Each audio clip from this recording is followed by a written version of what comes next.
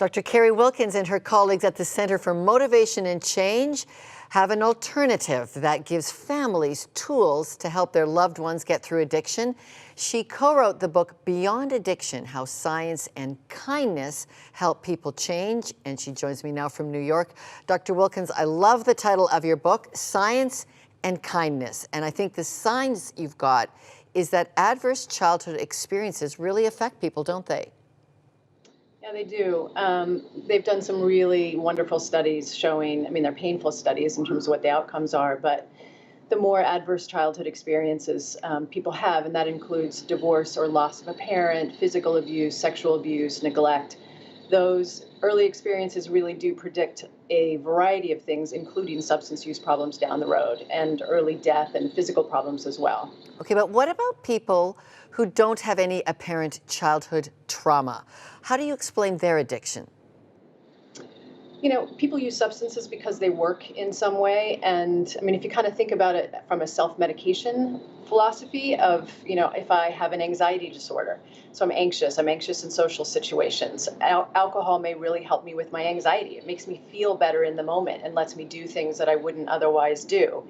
It's got long-term negative effects, but in that moment, it really works for me. Or maybe I'm depressed and cocaine helps me feel like my mood is a little bit up, you know, so to help really understand the underlying issues, if you can tackle those underlying issues in addition to dealing with the substance use issues, that's what's really going to help people into long-term recovery. Let's talk about what you describe as the CRAFT method: community, reinforcement, family training. That's your craft. Explain how that works. Well, the traditional methods used to be telling family members there's nothing you can do. You have to let your loved one bottom out. It's their problem. They have to figure it out, right? You're an enabler if you try to help. And the reality is you can really give people a set of skills, and they range from how to reinforce positive change, communication strategies, that really help people become a motivational force in their loved one's life and really helps them learn, how can I support you? How can I create a world where you really want to be sober and can be sober, or change your relationship with substances? And So how can I be a positive? This goes beyond the simple platitudes of let them bottom out, you can't do anything. You're saying you actually can. Yeah, and you can take care of yourself at the same time. I mean, that's part of the strategy, is really being able to take care of yourself. How do you do that? The focus is on families. How? Getting supports, asking for help, learning the skills, learning the communication skills, learning what is reinforcement, like how do I reinforce healthy behaviors and how do I set limits around behaviors that I want to stop, which is the substance using behaviors, right? And how can I make sure I'm not supporting the negative behaviors? I mean, that's typically what they used to call enabling, is you're doing something that's allowing the person to continue using, right? We really help you stop those behaviors, but really engage in positive reinforcing behaviors that are supportive of your loved one changing. What are some of the lines that help you enforce positive behavior? What you want to do is understand those underlying issues and say, okay, what is my husband, what is my partner getting out of alcohol use? Is he managing stress? Is he avoiding conflict? You know, whatever it is. So you help the loved one really figure out those underlying issues, and then you say, okay, so if they're reducing their stress by drinking, are there things that I can do in the environment and in our relationship that will help him reduce stress? And can I talk to him about his drinking in a way that makes him not defensive? Because most people are they don't know how to talk about the problem, you know, so they either hit too hard or they say you're an alcoholic and they start yelling at their loved one. Meanwhile, when you say to somebody you're an alcoholic, they will instantly say, no, I'm not. I mean, they just will. So if you can figure out how to talk about the problem in a different way and express concern in a different way and make suggestions in a different way, and there are very specific communication strategies that are effective.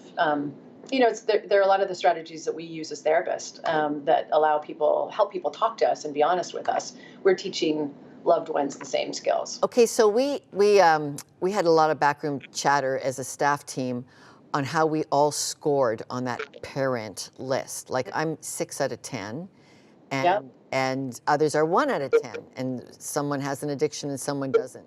Is there any indication why some can score high on that list and be okay?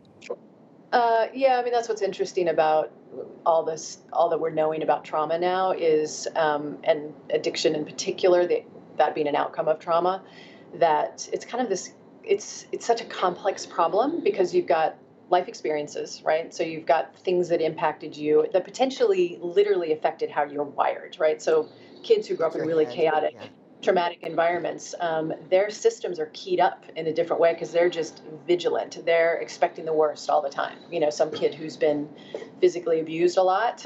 So as an adult, you're in the world in a different way than somebody who grew up in a stable household, or, you know, so there's temperament, there's life experiences, there's what you learned along the way, you know, so maybe you lost a parent, but you had a family system that really supported you in different ways and helped you cope with that versus a kid who lost a parent and didn't have anybody else, you know, so it's just this whole stew of things that cause people Mm. to have substance use problems or not, you know, but it's genetic, it's learning history, and Yeah. exposure to substances. Because there's a lot of people that just aren't exposed to drugs and alcohol, that might have a problem if they were, but they just aren't in a heavy drinking environment, so they don't get exposed to it.